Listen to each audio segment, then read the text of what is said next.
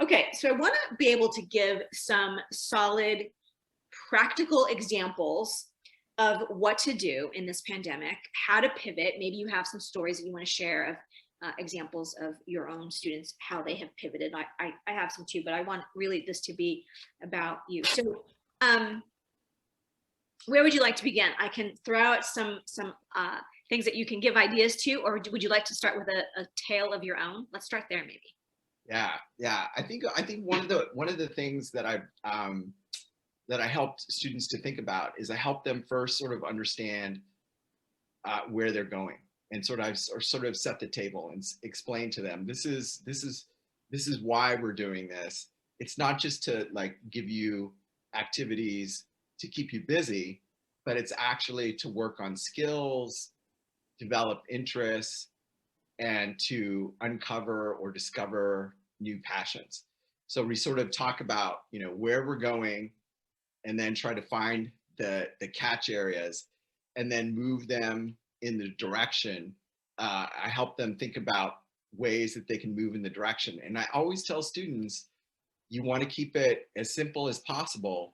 And again, the best way to do that is find somebody who's already an expert. Podcasts, there's so many. The MOOCs are great, online learning. And then the third thing is I always encourage people to keep it local.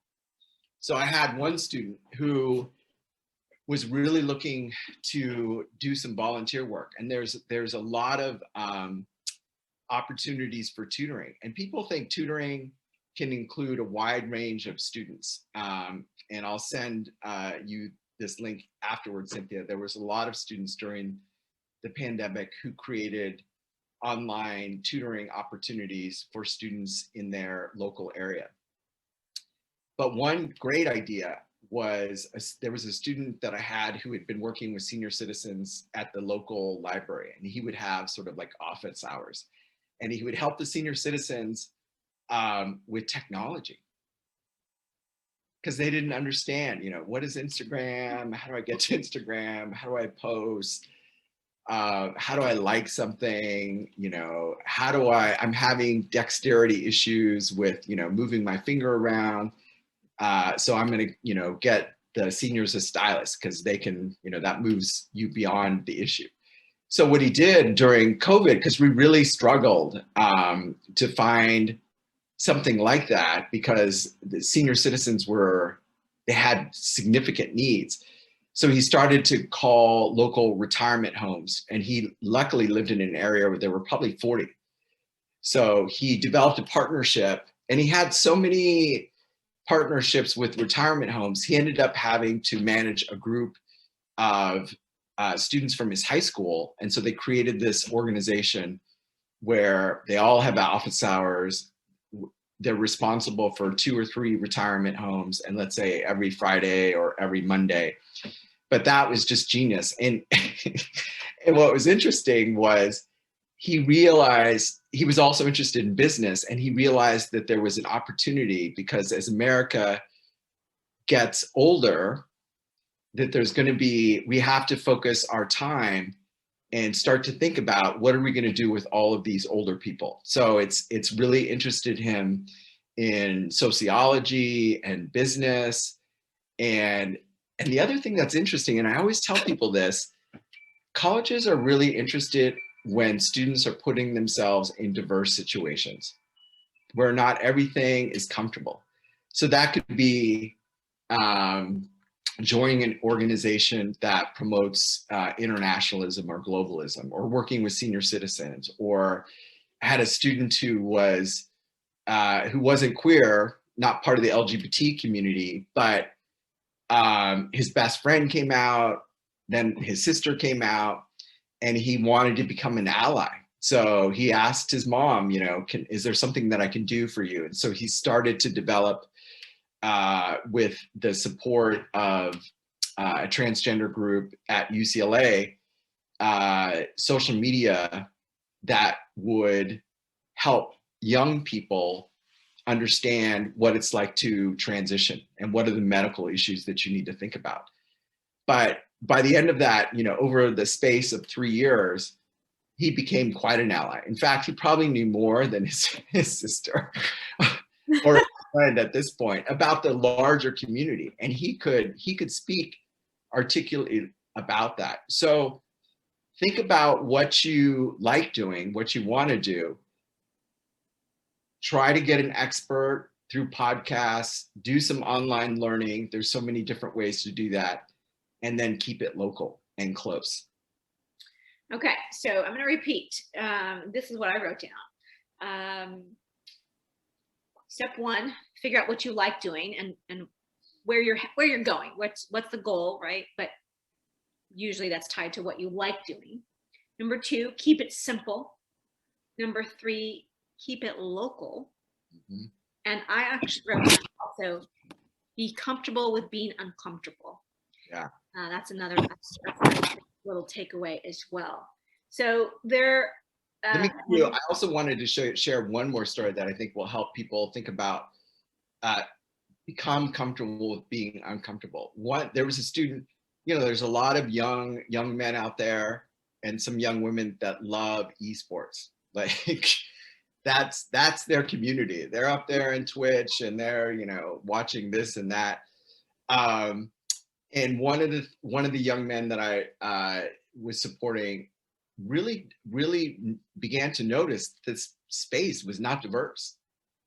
It was not diverse ethnically. It wasn't diverse gender-wise.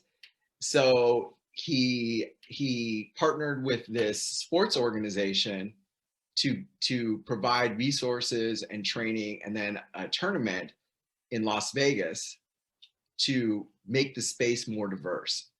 And when the weekend event launched, he ended up getting like over 100,000 people watching the tournament. What? But it took 2 years to get this thing moving. But what he accomplished was extraordinary, because here was somebody who was saying to colleges, if I see that there's a lack of diversity of ideas, in ethnicity or culture or gender, I'm going to address this. And we'll see. I mean, he's a senior, so we don't know what's happened yet. But my hope is that really is going to play out well. So that's a great example of impact leadership. So people who have been following me for a while will know that I talk about the line for 5. When I was at Vassar, at the very top, there's blank space. If the student was the student body president, the editor-in-chief of the newspaper, the yearbook, Eagle Scout or Gild Award winner, team captain of a major sport, or curing cancer or whatever that 5th thing, wrote a book. I remember having an author, illustrator.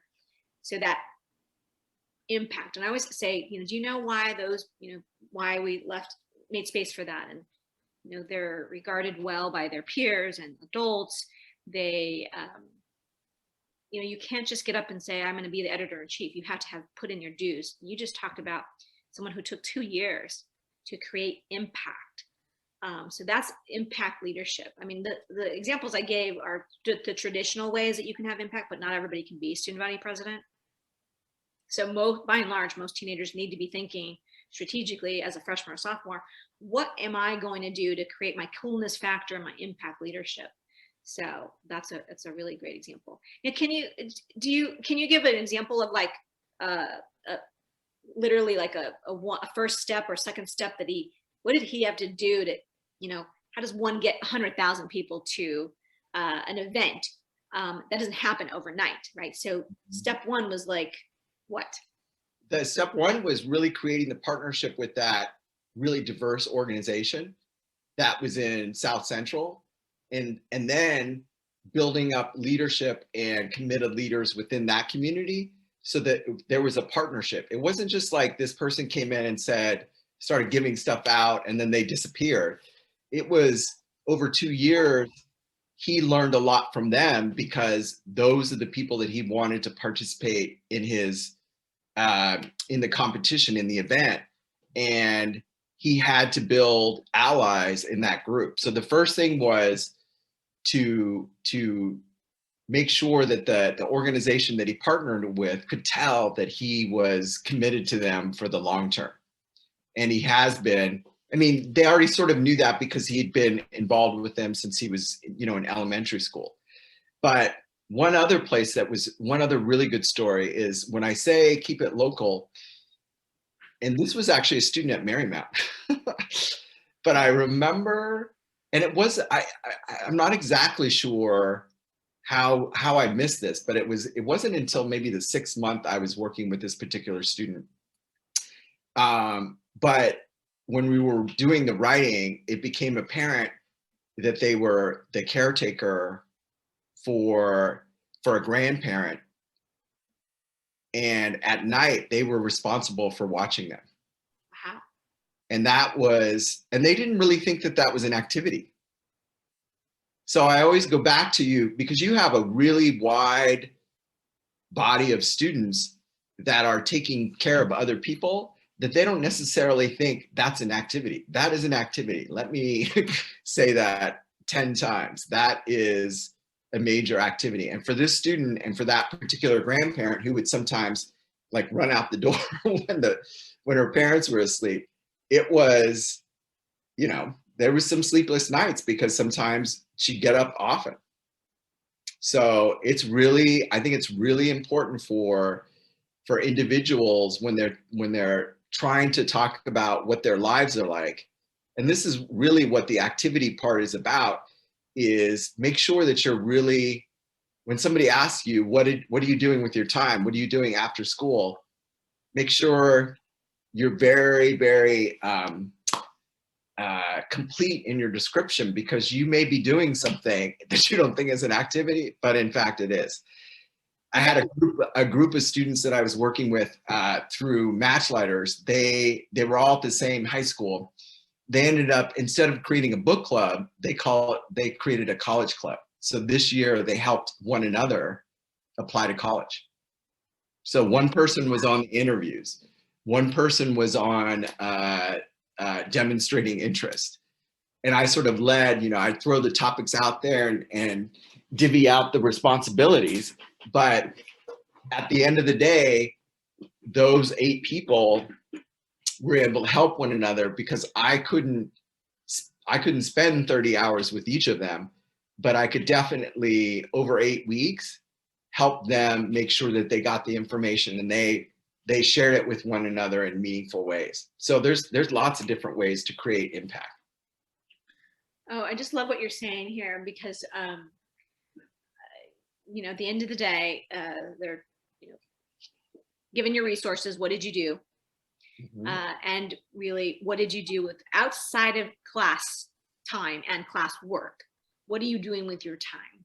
And Mm-hmm. so often teenagers don't really believe that, like the student that you said, you know, didn't really feel like what she was doing by helping and being a caretaker was list worthy, was worthy of one of those lines for 10.